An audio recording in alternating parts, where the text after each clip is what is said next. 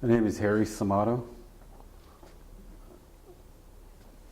I was born in 1954 in Juneau.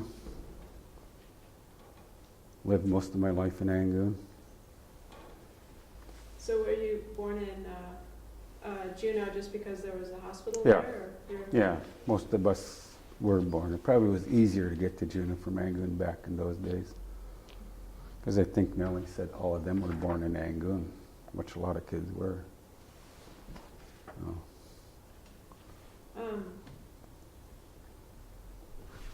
Yeah, so what was it like growing up in Juneau? but back when we were growing up life, I mean, there was a lot of opportunity, and we all learned to work young. So I went to work on a seine boat at 12, I think. Like Nellie went to work in a cannery at 12. They pretty much treated us like men at 13. They expected us to. Of course, we learned all the bad stuff too, with the good stuff, but that's part of life. Yeah. So I went to a cannery in called Hawk Inlet back in. Was probably had to be in 69, 68 maybe. And that was the first year I worked on a boat for somebody else. We grew up trolling on my dad's boat. So your dad always fished? No, my dad never. He just fished like I fished, pretty much for fun, and it was just something we loved to do. My dad did a number of things. He was involved in the canneries, and he worked for the school system for 30-some years. He was the maintenance guy and did all the snow shoveling and everything that had to be done around our school systems. And I think my younger brother works there yet. He worked with my dad and took that position over. How many siblings do you have? Yeah, there was 9 of us. There's 8 of us. No, I lost the older brother in Vietnam, so like a lot of other people. But I got 2 brothers and 5 sisters. Where are you in the? I'm the 3rd now. I got 2 older sisters. I'm the 3rd. The oldest boy. I got 2 younger brothers.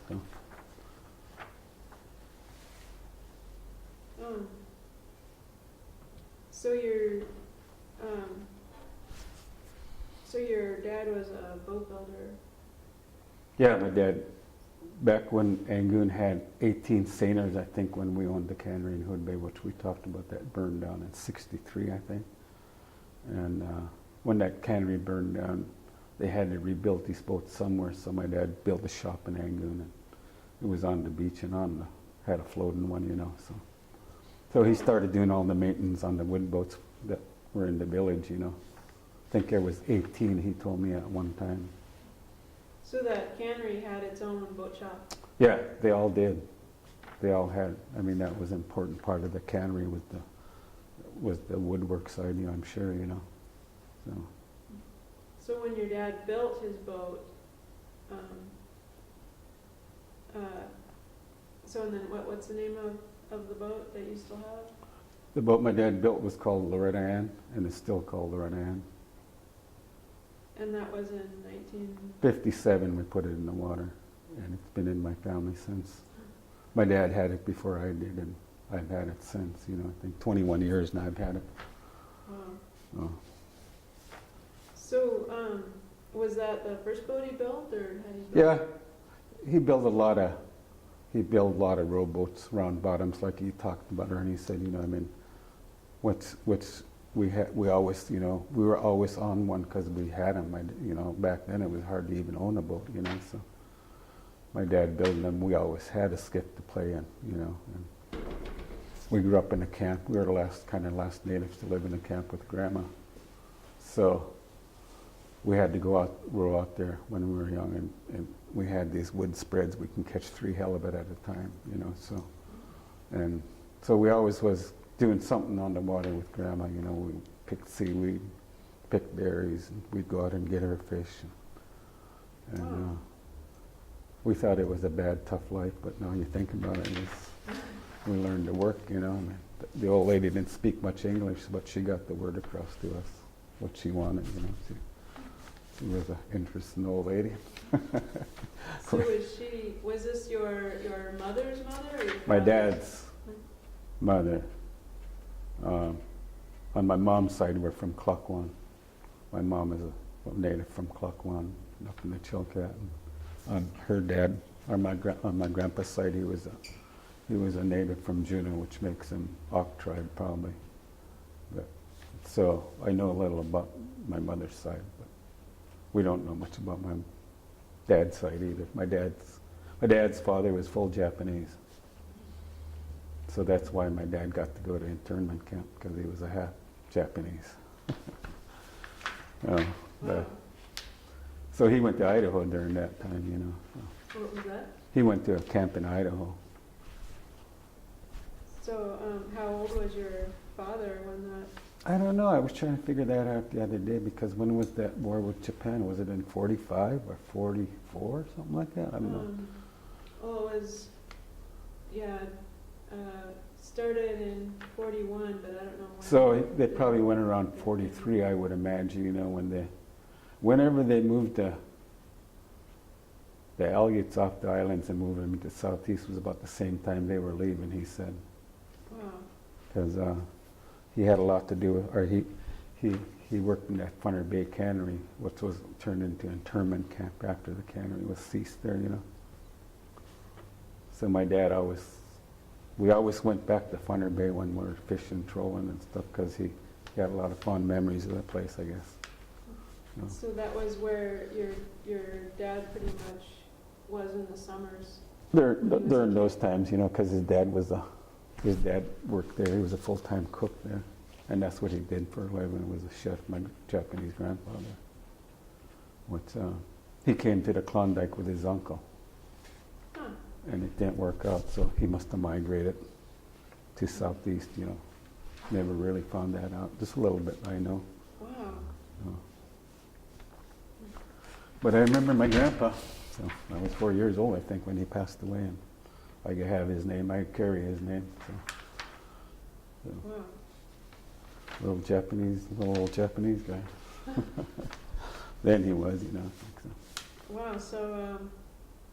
So you're just saying that your father would have been 90. My father would have been 99.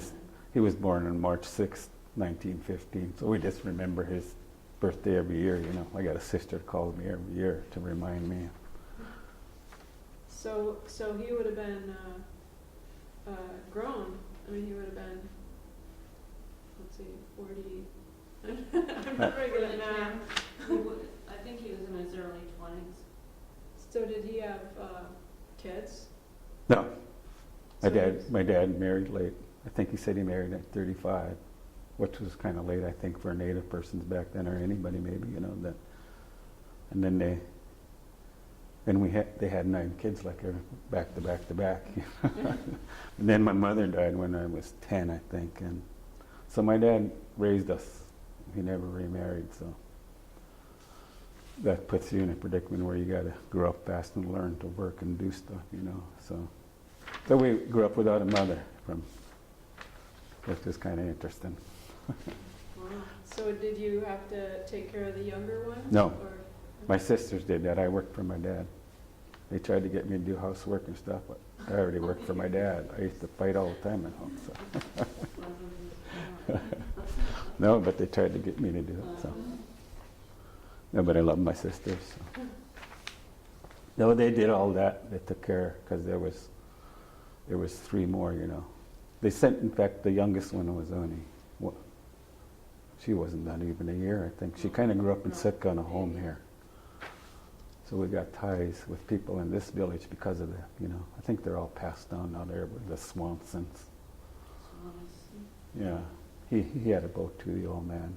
But, so my younger sister grew up here in a foster home for a while, just because she was a baby.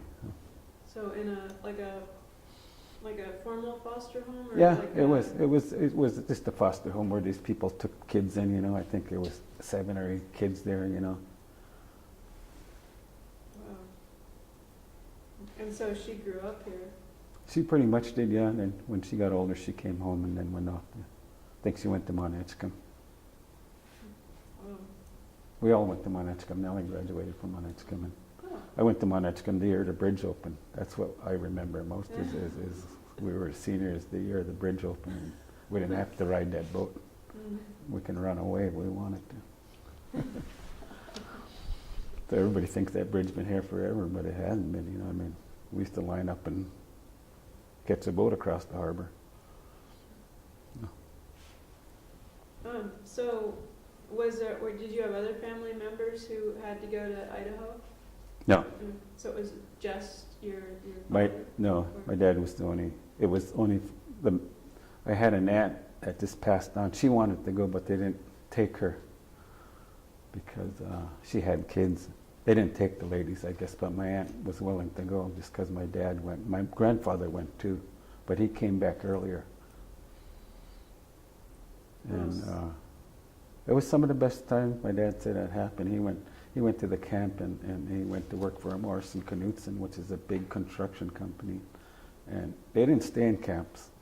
They went to work camps and got paid. And, you know, so they just processed them through a camp. He went to work for a contractor. So during the war? Yeah. These people were building big dams. They built Anderson Dam. I think Morris Knudsen is a big company back in the day. I think they still are. You know. Huh. So my dad learned to do a lot of things. He butchered. And, I mean, he did all kind of things because that's, you know, and he said that was some of the best time of their life, even though people think it wasn't because it sounds bad to go internment camp, you know, but it really wasn't. Huh. It was an opportunity for them to do other things. So he was working like in the kitchen for the construction? He did all kind of things. Mm. You know, he said he, you know, I mean, he got really good friends with the people, the boss, he said, and he came home to visit his mother. They were going to go to China and build a big dam over there, you know. But he wanted to come home and see his mother, and they wouldn't let him go back, or he didn't go back, so. Huh. So his, so do you think he stayed in Angoon because he felt like he needed to be there, or just? I have no idea. Yeah. I think his Yeah. parents just didn't, you know, Or- because he lost 2 brothers during those epidemics, you know. I mean, which a lot of people, Native people, you know, they didn't know what was going on. In what epidemics? Probably tuberculosis, you know, was the big one. I think one of them didn't even get out of Angoon. They got one of them halfway to Juneau on a boat, you know, try to get him to the hospital. So, he was only 19. So. Or how many siblings did your dad have? He had 2 sisters and himself. And the last one just died this year or last year? I think it was last year. She lived to be quite a bit older than my dad did. And so it was your father who lost 2 brothers in Yeah. epidemics? Yeah, during those epidemics. Mm. And 1 sister. Wow.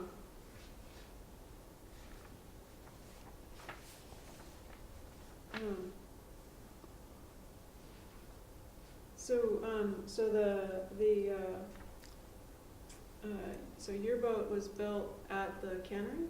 No, it was built, we have a homestead just 4 miles out of Angoon that my grandparents homesteaded on, and that's where he had a boat shed, and he built a home there on the property, and he moved the house off Killisnoo Island over to the homestead, which is the only house left of Killisnoo Island during the whaling station days. Is when that whaling station burned, or when that place burned. My grand's house didn't burn, so my dad put it on logs and moved it across, which is amazing by itself. So your family homestead is on Killisnoo Island? Yeah, it's not on Killisnoo Island. It's just on the same island as Admiralty as Angoon. It's just further out the road. You know, the ferry land's there now. So they floated the house? Yeah. Yeah. Wow. And it's still standing, it's still sitting there, you know, there's a lot of, and yes, So- people did some amazing things. You know, my dad moved the second car to Angoon from Teneke, put it on logs and towed it there, you know, so stuff like that. My dad always did stuff like that. So what was that he moved? Oh, he moved the second car that was in Angoon, you know, the second vehicle to be brought to Angoon. And where did it come from? Teneke. Why it was in Teneke, I don't know why. Wow.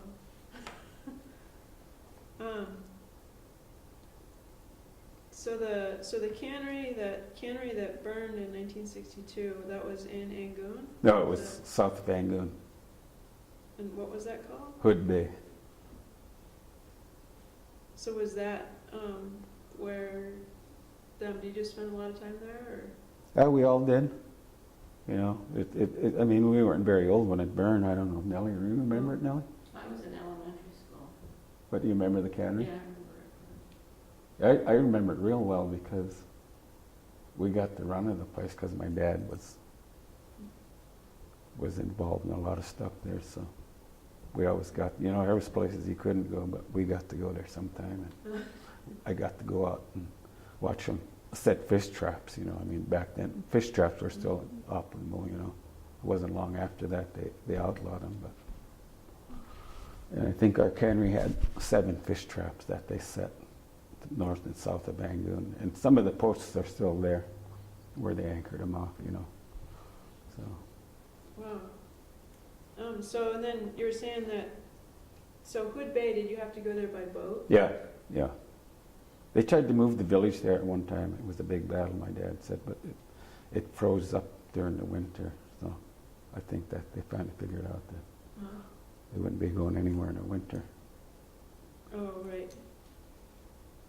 So, but was there? But people lived there in the summer. Yeah, the whole town of Angoon moved there pretty much, you know, and that's what they did in these canneries. Wow. Probably for 3 months, at least 3 months. The whole summer. And Nellie worked in the last cannery, it was Chatham Cannery, which is straight across from Angoon, and that burned too. So some people from Angoon worked at Chatham, or was that not until after Hood Bay burned? After Hood Bay burned, they went to Chatham, and Hawk Inlet was another cannery where the Greens Creek mine is now. That was a cannery that a lot of people went to, from Hunan, from Angoon and Juneau. Oh yeah. Oh. So and then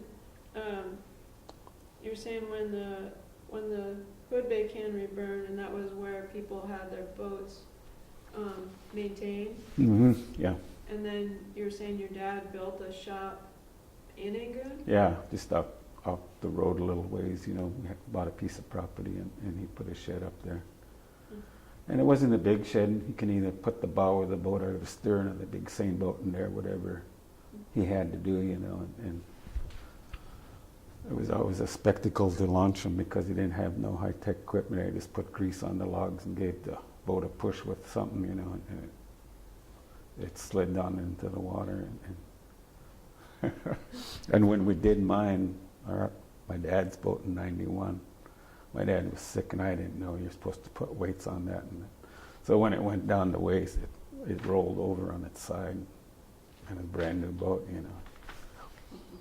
But it stopped just before it got to the hatch, and before it filled the boat, you know. Oh. So where would you put the weights? Oh, I should have put some weights on the grid we had the boat sitting on, because that boat been sitting there a long time while he was working on it. When he rebuilt it, he retired from his job and he built a home where he had his boat shop. So he built a home and then he'd work on the boat a little bit here and there. And, you know, I think he had the boat in our shop for 8 or 9 years. And it ended up to be a brand new boat for the simple reason that when he ordered the lumber for the plank, and they sent him the wrong size, thicker than he needed.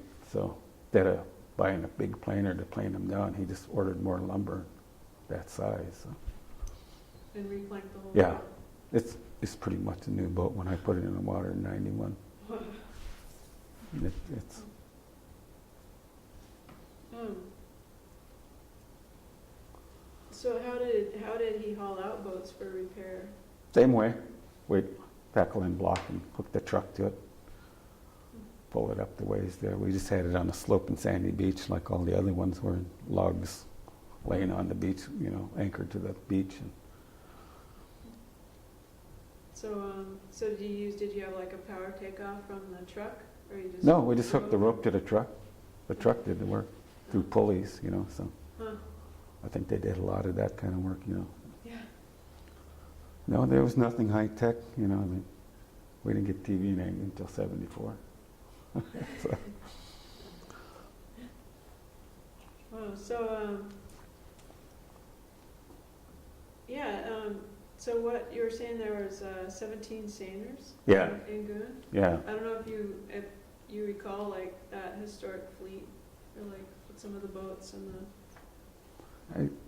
families were, or did it change a lot? no, I really didn't pay attention to that too much, you know, because my dad always told me there was no future in fishing, so he always steered us away from it, you know. So, Wow. but here I am, a fisherman. So. Yeah.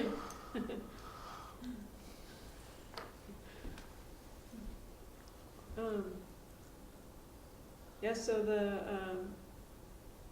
yeah, one of my questions was the impact of that, on your family, of your dad being interned, but it sounds like it was a pretty positive experience It was, where you got to, and there was probably 3 other people. There was 3 Japanese families in Rangoon at the time, and one from every one of the families went, you know, or had to go. You had a choice. You didn't have to go to that camp. My dad had a Japanese friend named Joe Kagi, and he chose to go to the service. So he was on the beach in Normandy putting up telephone lines before the action started, you know. I mean, you didn't have to go to the camp. You had the opportunity to join the service or go to the camp. wow. And my grandmother didn't want my dad to go to the service. But his best friend Joe Kagi joined the army. So there was a choice there. So were all the Japanese families like part Japanese, or? Yeah, I don't know what the percentage had to be before you had to go, you know. So, but there was a Nakamura family, and I don't know the other family that they were gone before I remember them.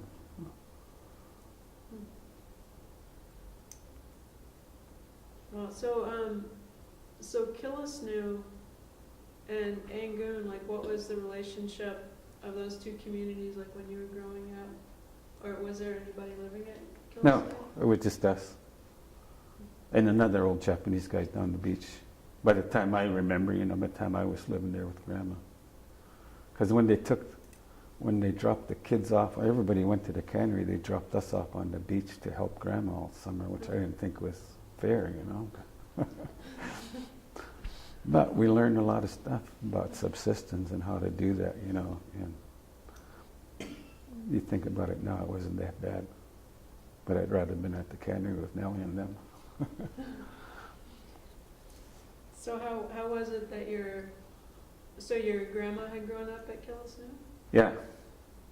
Oh, she was they were original Angoon natives. She was. They grew up in the beach in Whitewater Bay, which is south of Angoon, as a dog salmon. The dog salmons owned Whitewater Bay. So my dad grew up on the beach in Whitewater Bay. And I mean, the village was bigger than Angoon at one time, he said. And that was, you know, back then they all had their own bays, and that's where my dad, and I'm sure my grandmother, she was a dog salmon. You took your mother's side, so. Wow. Yeah, so Whitewater Bay, just south Angoon, and during World War II, they logged that it had the best timber in there. I think the spruce goose was built from some of that lumber out of that bay. Wow.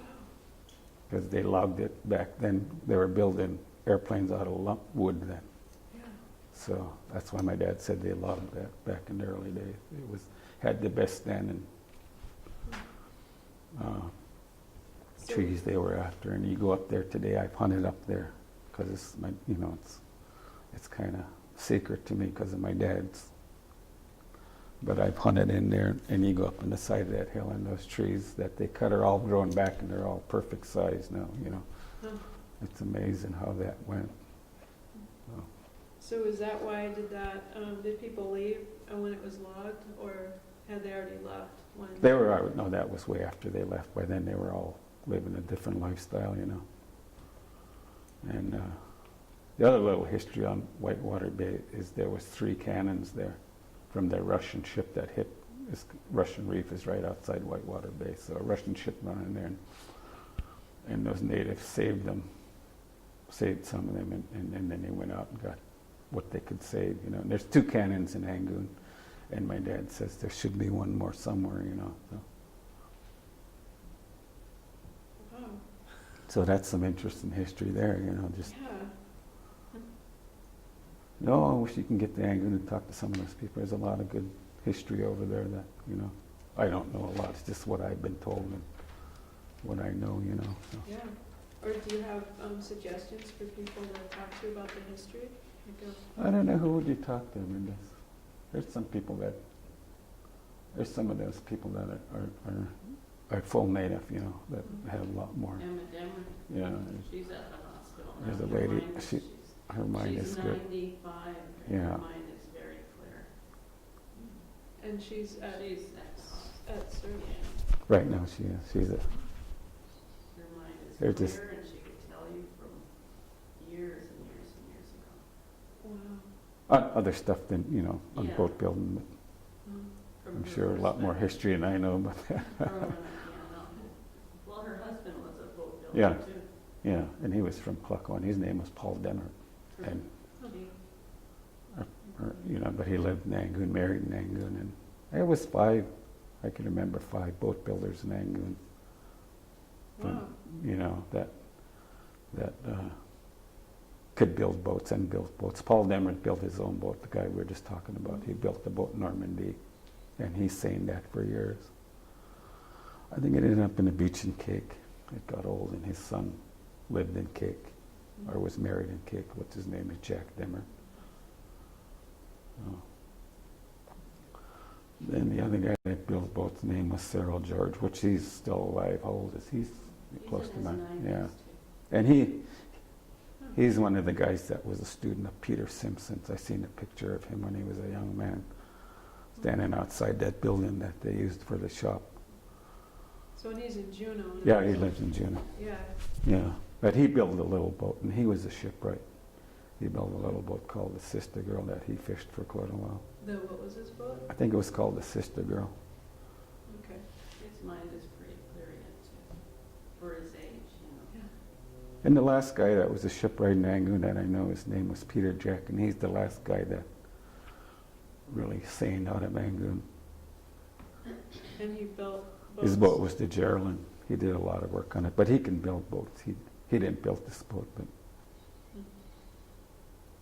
So where did people build boats? Was it pretty much just build a shed in order to yeah, build a boat? I think so. I think wherever they, My brother built his boat outside his house. yeah. And her younger brother was the last one to build a boat in Angoon. What year was that? Geez, I don't know. About 10 years ago, maybe. As Nellie and I spent a lot of time on the road when I worked, so we didn't live in Angoon, you know. And I did road building for a long time, ran equipment, was what I did to raise my kids. And I think my last job was I ran generation for the powerhouse in Angoon. Wow. 7 years ago, I smartened up and went fishing. Had a lot of fun since. Made a lot of friends. I'm trying to remember how you're related, how you're Sobola. Oh, my dad, Matthew Kukesh and Walter Sobolovs are first cousins. Their mothers were sisters. Okay. And the Sobolovs come from, came as bishops from our church. That book's pretty interesting, Sergei Khan. Yeah. Yeah, it's the first time I'd seen it too, this year. Yeah, Well, it must be really interesting reading about your own family. Well, that's why I bought it. And he likes to read a lot, so I let him read it and he can tell me about it. But I'd like to read it too sometime. You know, we know very little, or I know very little about my family. Wow. So Peter Jack was the other boat builder, Paul Demert, Cyril George, and there was a Frank Jack, which is Peter Jack's brother. He was really good at shipwright work. A lot of them didn't do it commercially, but they did it to maintain their own boats, and you know, I think they were pretty good at it. So, and you think your dad probably learned from the cannery days, and I'm sure he had a little born in. My dad had no formal education, and so to build a boat, you know, people still amazed. He could build a house, he can build anything. If he can build a boat, I think he can build anything, you know. So, but he never had time to go to school, you know. So they never went to school. Wow.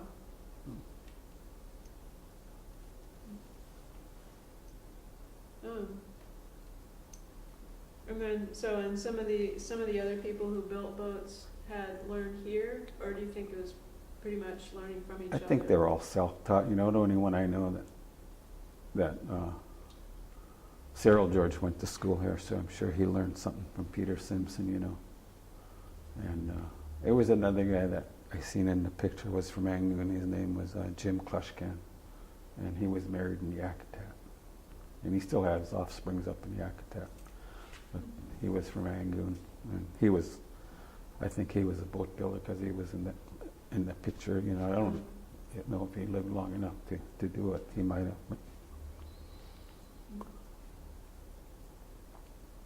Wow. So those are the only ones I could remember, boat builders that did work like that, you know. Yeah.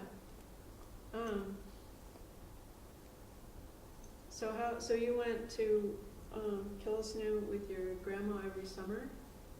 Well, we all transited by boats to move to the canneries, and on the way to the cannery, they'd drop us off at the beach at the camp. So Yeah. from your earliest memories?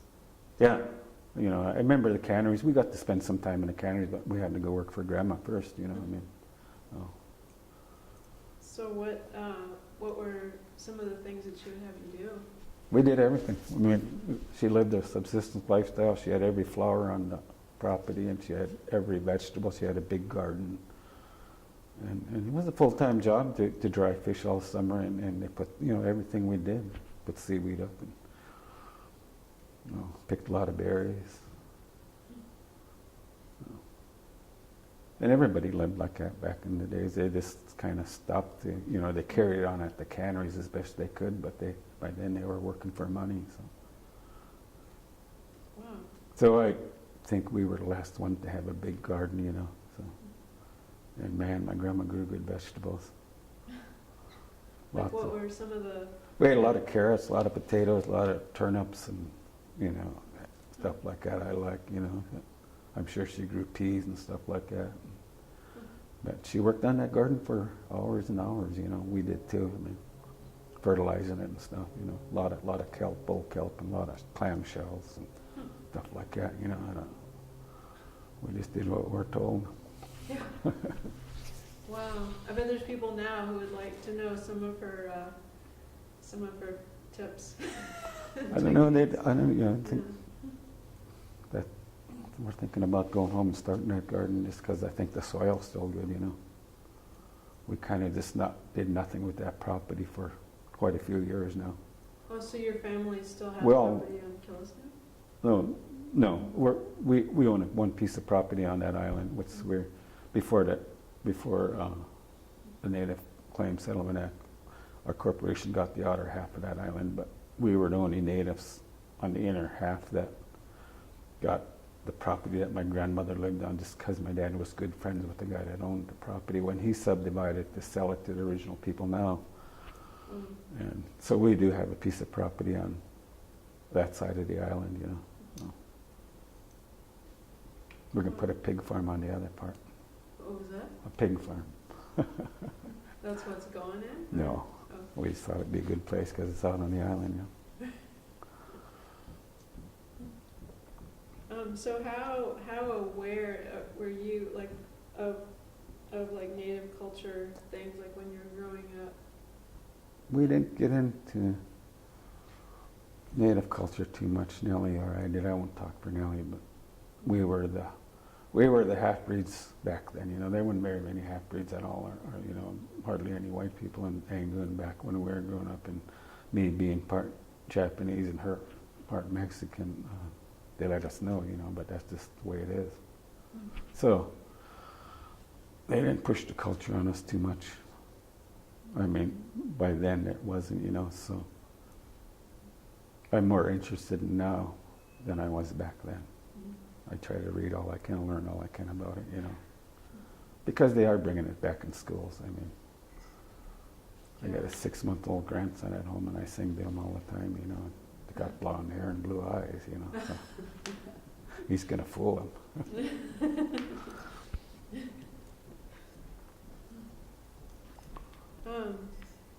Yeah, so you both came to Edgecombe to go to school? I did.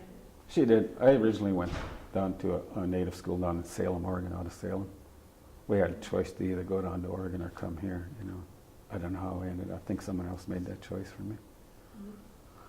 So we went to boarding schools when we were 12, you know.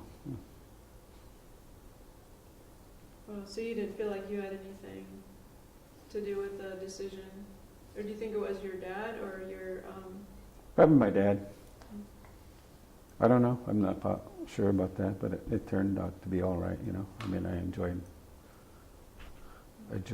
going to school down there, you know. And there was natives from all over South Alaska down there, you know. So was it mostly Alaska? It was all Alaskans until Oh. just before I left there. The Northwest Indians moved into the school, or they started coming to the school there. And I finished my last years in Monetchcombe here. So was that because that school didn't go through? No, it's because of what I did. Oh. What I wasn't supposed to do. So. Oh. But,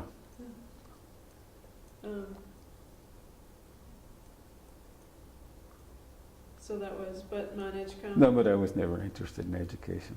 No. It wasn't my thing. I don't think it still really isn't. You know, I work. I like to work. Is what I do. So.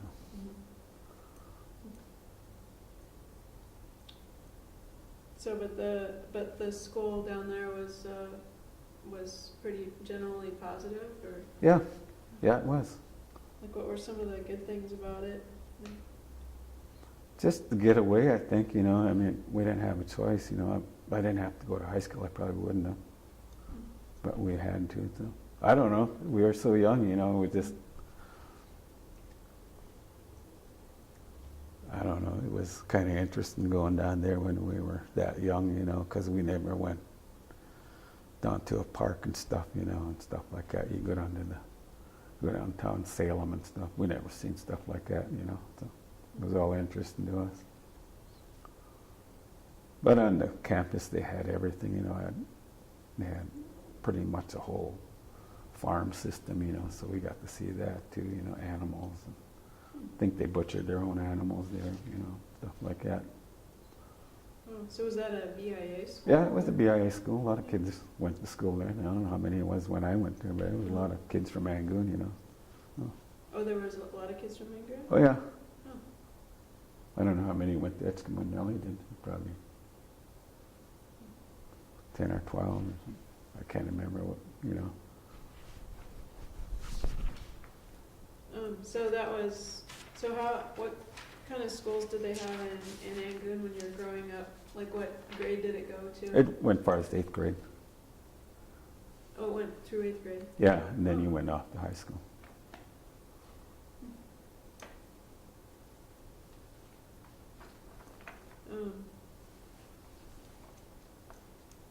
Yeah, and then so the churches in Angoon, like when you were growing up,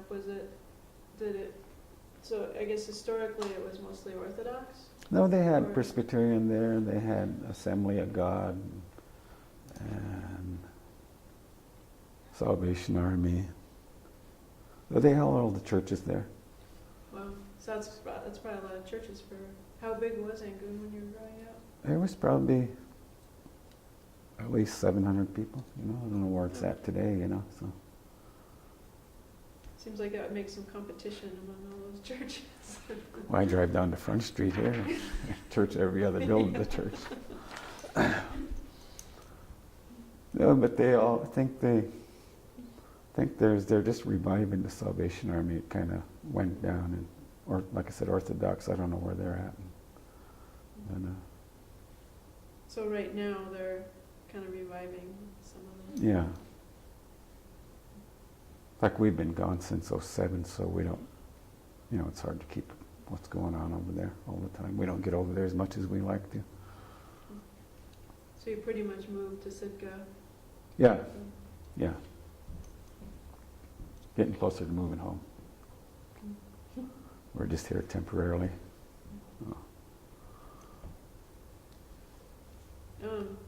Yeah, and so I know in 1882 I don't know if it was the Navy, Sheldon Goon.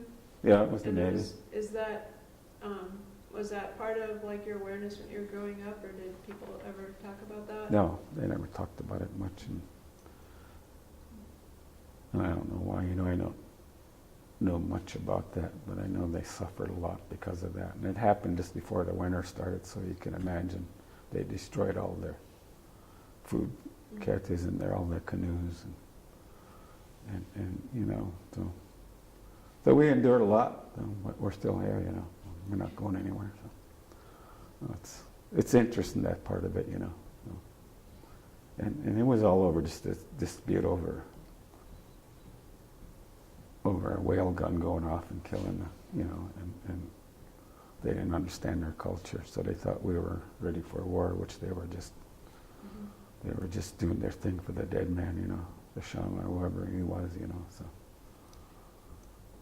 but what I know about it is what I read, you know, what I can read about it. So, Yeah. But So maybe just too painful for people to really. I think that's why they didn't talk about it. You know, I mean, they talked about it in these parties and in our language, which I don't really understand too much, and I understand more of it now than I did then, you know. So, but there was a Tlingit class in history here, in fact. A guy named Henry Davis from Cake was an instructor, and that's Sheldon Jackson when I went to school here. Yeah, so how was it that you ended up coming to Sheldon Jackson? So you came here for junior college, or? I didn't know what I wanted to do. I was getting, you know, I was probably getting in trouble more than I should have been, and it happened that her brother was the guy that appropriated the money through the BIA in Juna for us to go to school, you know, so her older brother did that, you know, which her older brother is Albert Kukash, which is a state representative and stuff, you know, so. So he got like a scholarship, or? Oh, we just got funding to come to school, these schools, you know, and it was more getting me out of Angoon, you know. I came here, and then I went to Anchorage for a little while.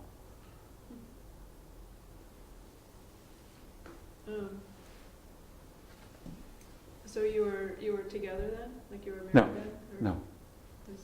So it's just Angoon loyalties, you know, where like Albert Kukesh was Yeah. helping you out. Just, Yeah, we're always family friends, you know. We've been, Uh-huh. and I don't know how long Nellie and I have been together. It's a long time. I keep trying to figure that one out. I think it's pretty close to 40 years, though.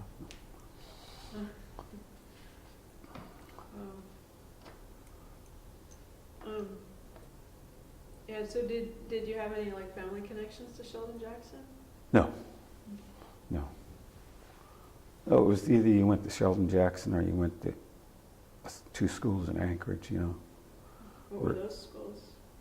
I think one was the AMU and the other one, what was the other one up there now? There was a lot of money available for Native kids to go to school back then. You could have went to trade school, or you could have went to college or junior college. We didn't know what we wanted to do. We were just trying to, you know, and what I turned out to do for a living that had nothing to do with going to school, you know, really. So So what year was that you came to SJ? 74. Had to be in 74 because I was in Edgecombe in 73 and I stayed home a couple of months and then I came here. So you graduated from Edgecombe? Or? No, I never graduated from high school. I won't lie about it. Yeah, no, it's. No, I wasn't ever interested in school.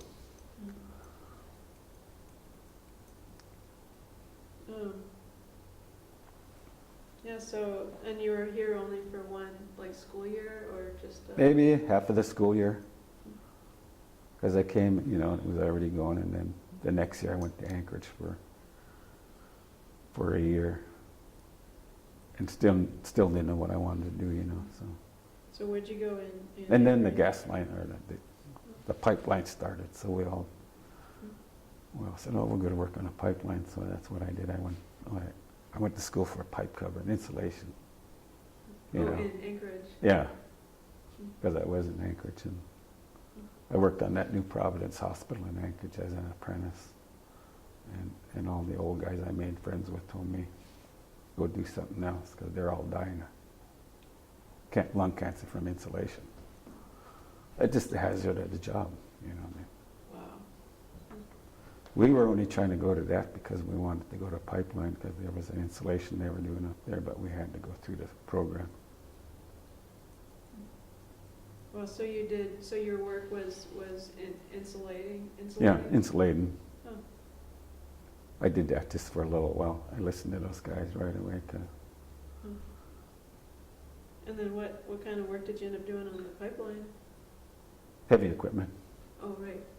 And that's what I did after I left, I worked for the federal government and traveled around Southeast. And we lived on Prince of Wales for a while. We lived in Ketchikan. I did some work up on the highway and interior, resurface jobs, culvert jobs. So, I don't know if you remember your impressions of Sheldon Jackson, like when you came here. Say that again? If you remember your first impression of Sheldon Jackson, like did it feel like welcoming, or did it feel? Oh no, it was good. Yeah. We kind of had a little idea already because we were in Mount Edgecombe and we'd come up here, So. Like for plays and stuff, or like what kind of things would? No, we're just hanging out. I'm sure, Ah. I did a lot of that. I had a brother who went to school here, and I think that's why. And that's the brother that I lost in Vietnam. But he went to school here before I did. So to the high school or the? No, it was a college. A little while he did. I don't know when the high school existed here. Yeah, it closed or the last graduating class was 1967. Okay. So there was some overlap Okay. of the. Because we were just going into high school. I was going into high school 68, 69. So.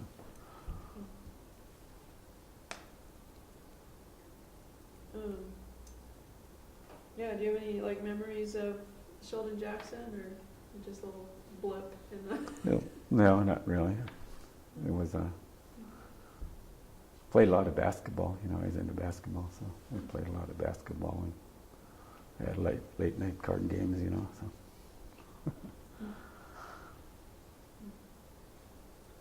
Wow. Oh, I think I lived in that old building right down here when I first came. What was that, Stevenson Hall? Is it? So it's Fraser, or Oh, that one's Fraser, and that one's Whitmore. But Okay, it was Fraser. I lived in. I remember that. It was interesting just to be in that old building. So do you have an interest in history then, or just interesting? It was just interesting to be here. We didn't. I think there was 7 of us from Angoon here at the time. Huh. And I think half of them were ladies, and there was 3 of us guys. I can remember. Huh.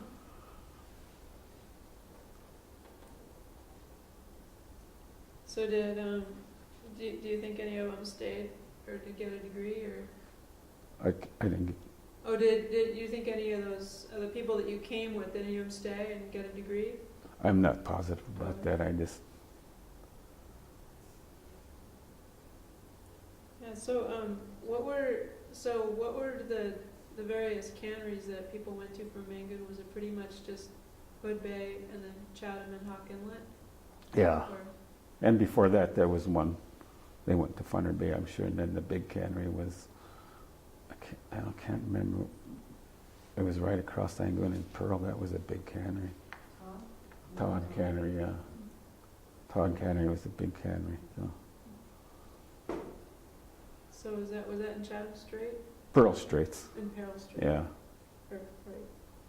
You can still see the remnants, you know. It's, everybody anchors there. It's called Lindenberg Head, you know, but the cannery is just down the beach from Lindenberg Head. So. Mm. And so Funter Bay was that closed down like before your time? Yeah. I don't know when that ceased, you know. But my dad had a lot of fond memories. Like I said, I seen pictures of my dad on big cannery tenders when he was 19, standing at the wheel, you know. So.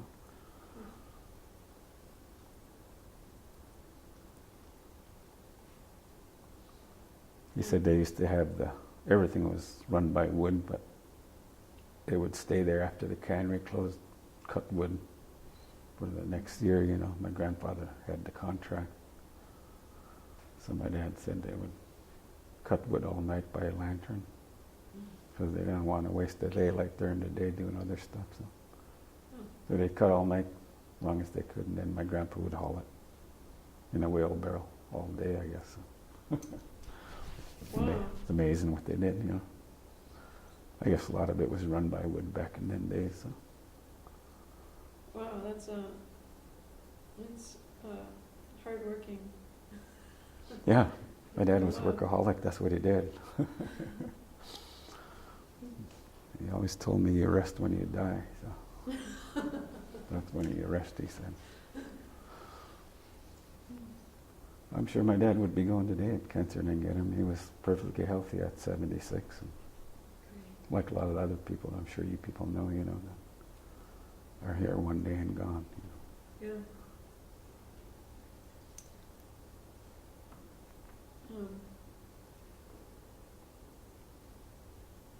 Yeah. So there's other people besides your dad building little round bottom boats? Yeah, there was other people that did it. Yeah, that's such a pretty boat. That little, I mean, that's what's left of it. You can tell it was pretty I got the nice. jigs. They all had to have a jig to build them, and I got, you know, I kind of start saving stuff as I got older that we stepped over in the boat sheds and stuff that are, you know, valuable to me now. And some of the stuff I have is the jigs my dad made to build the round bottoms. No kidding. And there was an old guy named Charlie Tubbs in Hunter that built round bottoms, and he was already pretty old. And I was going to give them to him because he couldn't get them, and he wanted to build some round bottoms, and I wanted one. But the old guy passed on before we did that deal, you know. His name was Charlie Tubbs, and he was a shipwright in Hunter. I don't know a lot about Hunter or Cake, you know, but I know they all had their shipwrights, though, you know. So. Yeah, I mean, that's one of the things the Secret Maritime Heritage Society wants to do is build some boats, you know, especially Yeah, well, people. But maybe I'll keep that in mind, you know, and more like it, because I'd like to try to build a round bottom. I think I could, you know. I mean, just I don't know. I'm not a shipwright, but I grew up watching my dad do it, you know. My job all the time is we'd soak the planks and steam the planks, so I kept that steamer going all the time, you know. for replacing planks and... Yeah, when he was bending planks and bending wood on the boats, you know. So that was So a full-time job to keep that steamer going, you know. What kind of, how did you generate the steam? With wood. My dad had a crude set up. I mean, it was 3 drums, you know. One was the fire and one was the water, and the other one was holding steam and making steam to the box, you know. Huh. So you said And it's done the same way today. NERCO and them have a little better operation, but it's basically the same thing, you know. So, because I talked to Mike a lot, you know, since I've been here. So you said you soaked the planks? Yeah, my dad always soaked the wood in salt water before he steamed it. in the steamer, you know. It was just soaking the wood up so it doesn't crack as easy or splinter, I'm sure, you know. So do you have like a trough for? No, we for just put it soaking? down when the tide went out. You put it down and the tide came in and back and forth until you're ready to use it, you know. Huh. You just put rocks on it or whatever. Wow. Well, So and that was for the, so when you were working with your dad, that was at the shop that he built?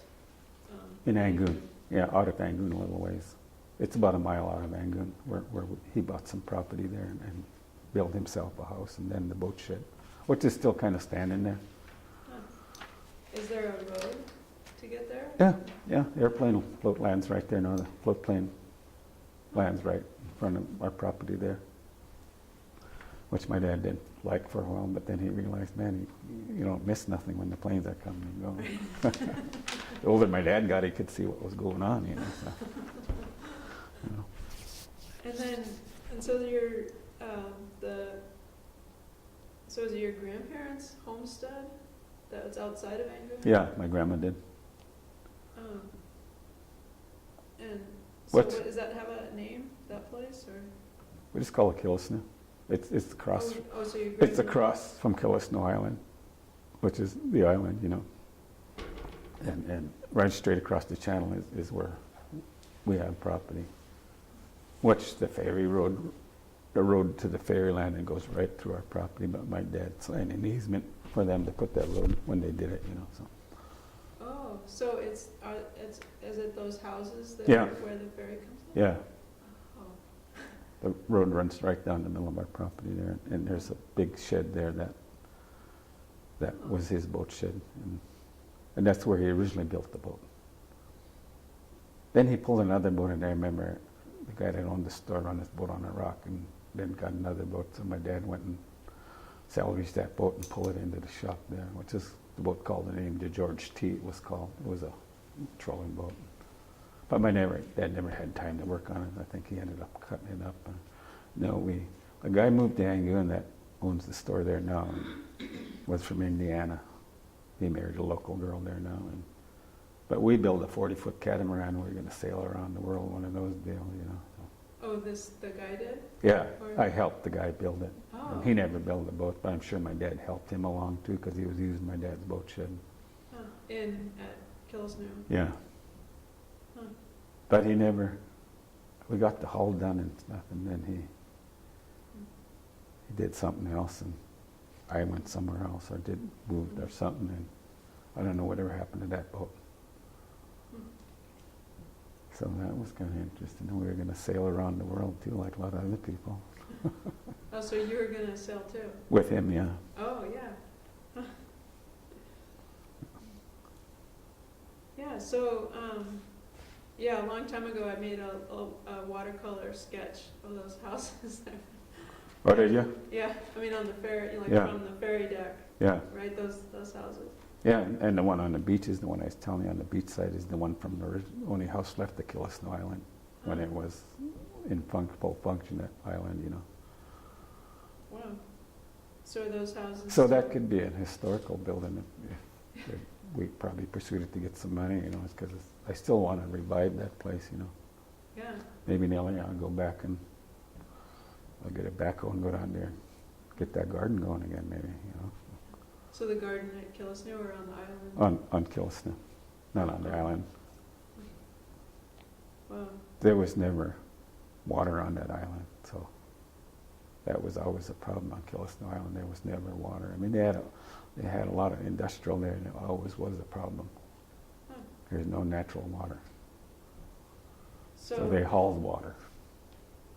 so your grandmother's garden was on the island? No, it was Or on the other side, on the home site where the ferry landed. Oh, okay.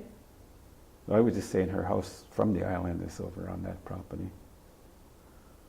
I see. Wow. And what struck me when I painted that picture was there was roses and thimbleberries. They're both blooming.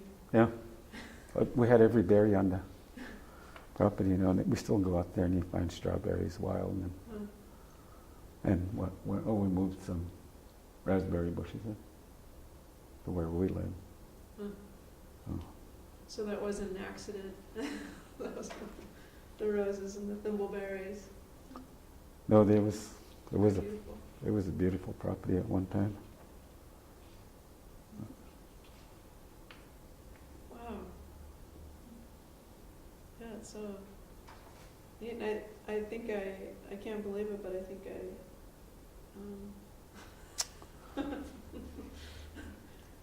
so Are you done? you're- Because Yeah, or if I don't know if there's stuff that that I didn't ask or that you wanted to add or no, I just wanted a picture of my dad. yeah. And for the boat he built, and that's, and then this was the one Mark Howie done, this one Yeah. here, and this piece of wood comes from the store in Teneke.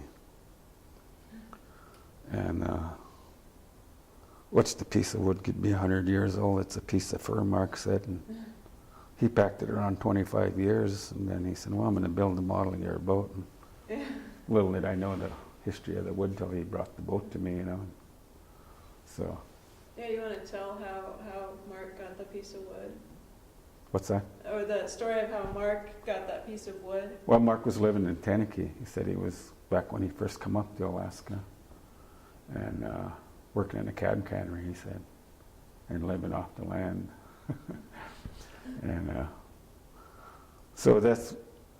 so I really didn't know Mark until he did this. I knew him just because we tied up in the same harbor, so. But so this is a replica of my boat. Wow. And then there's a picture this was the day we were launching the boat in 1991 after my dad completely rebuilt it. So and that's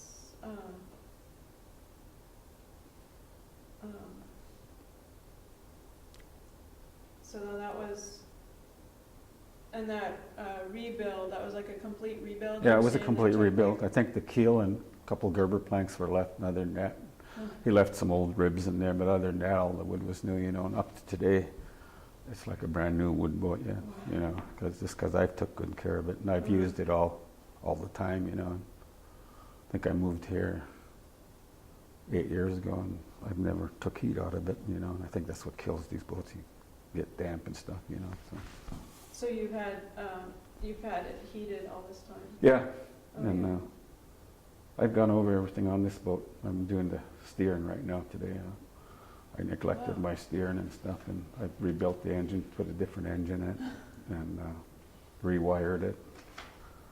Put a Newton aluminum mast up this year and stuff like that. So Wow. keep pouring money into it. It makes me good So- money though. When did you start fishing full time? I always fished all my life. I hand cranked, and I always loved to fish. So I always fished even when I worked. I would leave work back when Nellie and I were raising kids and starting a family. I would leave work, and Nellie would have my lunch ready, and I'd go right to my boat and head for fish until dark. So when you were living on Prince of Wales and Everywhere I went, not so much when I traveled. When I lived in Rangoon, that's where I started working. Is when I lived there. I worked for this company,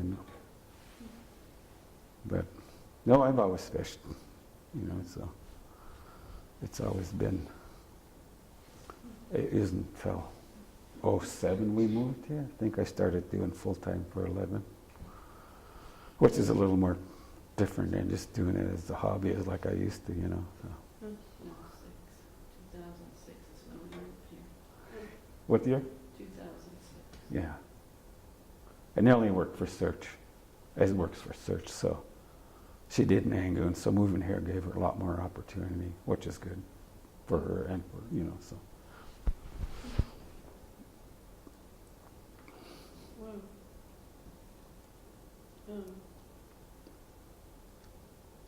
So what was who did you work for in Rangoon? When I worked in Rangoon, I worked for the power company, which was called Clinkett and Haida Electrical Company. We had diesel generation. They're working on hydro now. I don't know where they're at on that, but I trained a couple of my young nephews to work with me. And then they went off to school and got certified. And I wanted more fishing time. They said, no, you don't get more fishing time. I said, yes, I am. I'll see you. And it was good. I let my nephew take the thing over. He's still running it. It was good for him, you know, the responsibility. And Yeah.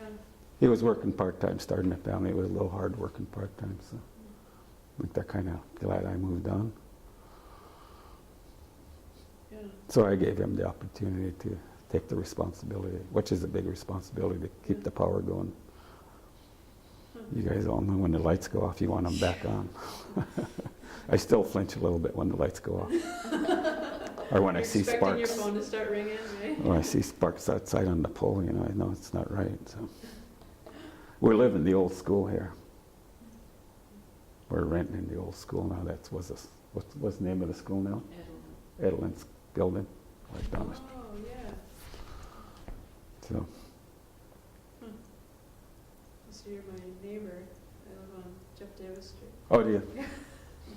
We've lived a lot of places in Sitka, but that's the last stop. Do you got to get going? Oh. But, yeah, I don't know if there's, No, that's all I got to say about both buildings. I guess there's a lot more could be said, but I don't know a lot about just what I was just happy to grow up to see a little bit of it, you know. So. yeah. Yeah. Oh, that's so neat. I mean, it sounds like even if you didn't appreciate it at the time, I mean, it sounds like a really great thing. Oh yeah. With your grandma. Oh yeah. I think about it all the time. Yet, you know that it was kind of difficult just because she never spoke any English. So. So You know. you didn't grow up speaking? No. My dad spoke the language fluently. When we were kids, it was spoken on the street all the time. It's a hard language to learn. I tried to take a class. I can understand the language, but to speak it, it comes from your throat down here, you know. So was that just kind of how it was? Do you feel like that was just, you know, how it was, like people didn't really worry about passing on the language, or was there like a deliberate effort to not have the kids speak? Or? I'm not sure about that. You know, I think we just lost it by ourselves in my age group, you know, because I don't know, at this time, times were changing, I think, you know, so. But I did try to take a class here in SJ, like I said. It was a hard language too. I mean, there was non-natives in there that spoke it better than I did. So who taught the class here? Henry Davis, Oh. he's a native from Cake, Okay. and he was a really, really nice man. Yeah. That's a big family in Cake. So. But he was the instructor when I was here, you know. Wow. Yeah, we interviewed his son Oh yeah. for our SJ. What was his son's name? His son's name is Robert Hoffman. He changed his last Okay. name. Okay. When I- we married. Yeah. I read something on a book, and he was in that book. You know, he's some sort of artist or something. He does that kind of work. Is he the one? He's an amazing artist. Yeah, that's Yeah. where I read. I It's seen really- what kind of work he did, you know. So. And those kids that came to school with me, there was 2 other boys, and they could speak the language fluently, and they're one of the few in Angoon that could speak it today, you know. Oh, neat. I wondered whether you were playing ball when Herb Dietrichson was playing ball. Say that again? Did you play ball when No, Herb? Herbie's way older than I am. Oh. I'm at Herbie Jr.'s age, or he's a little younger than me. No, but basketball was a big thing like every other town, you know. I mean, Angoon was going to gold medal for quite a few years. They had, you know, Angoon was the first native community to get invited to the gold medal tournament, which was a big thing. They had a playoff with Cake and Hunna, and Angoon must have won the games because they were the first community to go to gold medal, Wow. which was a lot of history, you know, by itself, just because the dedication to the. So when I got out of here and started playing with her brother, was a really good basketball player. Albert was a super basketball player, and we won gold medal in 1976. Was 31 years or something like that before Angoon had won the championship, and so that was exciting, you know. It was a big thing. 76 we won it, 77 we came in second, and 78 we won it again. Huh. And I know these kids won it a couple of years ago. You know, I don't even know the kids Yeah. that play on our team now just because they're. Wow. So had. Oh, but Herbie D worked in Monetchka when we went to school there. He was the upholster. He ran the upholster class. I remember taking upholstery, and Herbie D was the instructor. Okay.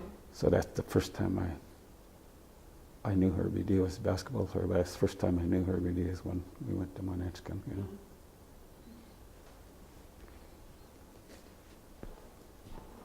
Yeah.